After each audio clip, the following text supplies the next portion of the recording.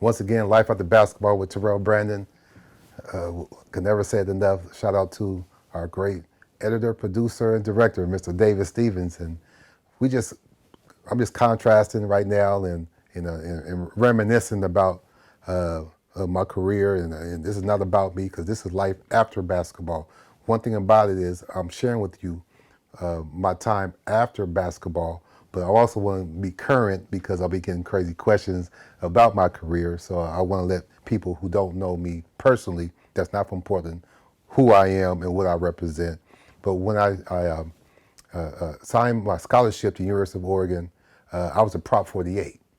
And for those of you who don't know what a Prop 48 is, I had a B average. I had a 3.2 GPA, but I did not pass the SAT. And the SAT at that time, they say it was racially biased, but I would say that I wasn't prepared. I can't put it on anybody else. You know, I was raised right. I had a dad and mother at home, and a sister, my sister Tracy. They all taught me well. Shout out to my dad, Charlie Brandon, my mother, Charlotte Brandon. Rest in peace to her. But I was taught right. I did not apply myself. I was in the pager era. Y'all know about that? I was checking my pager, y'all, all the time. You know what I'm saying? And they had a list of when you can take your test, the ACT or the SAT. And my mother called me and said, you know, I took it and I didn't pass it. I got a 690 on the test. So I missed it by 10 points. So I was a Prop 48. And so, which means that I was academically ineligible my first year, which means that I can't play, I can't practice, I can't travel. Only thing I can do is study hall.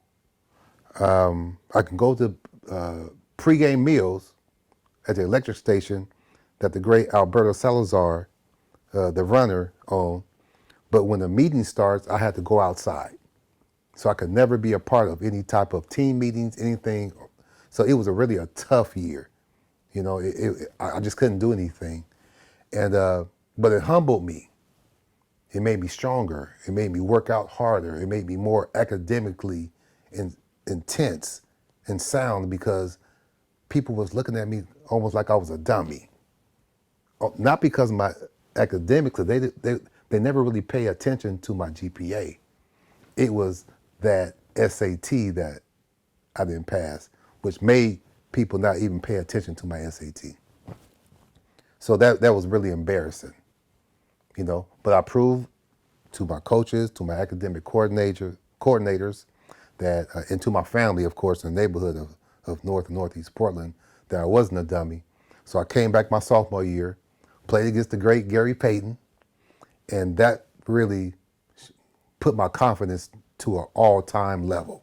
Playing against the number one draft pick, second pick in the 1990 NBA draft, Gary Payton out of Oregon State.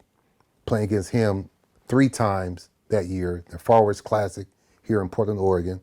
Played against him at the Gill Coliseum in Oregon State, and at Matt Court at the University of Oregon. And that really had my confidence take off. He beat me 3 times, beat us, not me, but he beat us 3 times, and he averaged 30 on me 3 times. So if that's not a humbling experience, and every time I tell Gary, he always, you know, he say, man, I didn't get 30 on you. I got 30 on your team. And I said, no, I took the 30 personal. You know what I'm saying? You got the 30 on me. But the next year, when I came back, I knew that, and my daddy told me, he said, you're not going to play against anybody as good as Gary Payton. You should whoop everybody.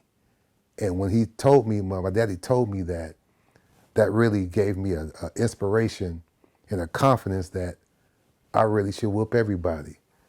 But we had a lot of NBA players in the Pac-10. I wasn't the only one. You had Gerald Mackins and Derek Martin. They was at UCLA with pro. Robert Pack and Harold Miner, who was Baby Jordan, out of USC. By the way, Don McClain, who's the all-time leading scorer at UCLA, who's one of the best players I ever played against, he went pro. Eldridge Rickasner from Washington, went pro. Adam Keefe from Stanford went pro. So we had pros, and O'Bannons and all them, they came after us. But we had pros coming out of the Pac-10. And to all of a sudden the next year, when we was the 7th or 8th ranked in the Pac-10, they had the nerve to have me as the Pac-10 Player of the Year. Now, gentlemen, ladies, you know how it is. Even though I averaged like 27 a game, usually the first or second team in the Pac-10, their player always get the Player of the Year. That's just universal.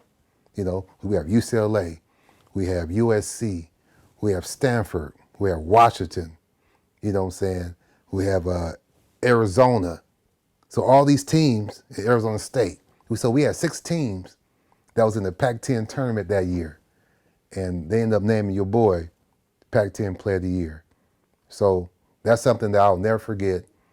And when people ask why did I go pro and forgo my senior year to go to the NBA draft, I felt like that was the reason. And Mr. Marty Blake, I appreciate you very much, who was over the NBA scouting. And even though he tried to talk me out of going pro, he said, I think you've done good for yourself, Brandon. Welcome to the NBA.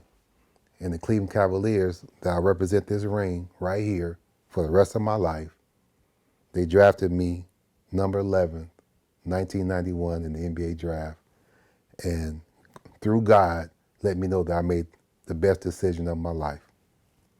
I hope you enjoyed this story. Life After Basketball with Terrell Brandon. Take care of yourself.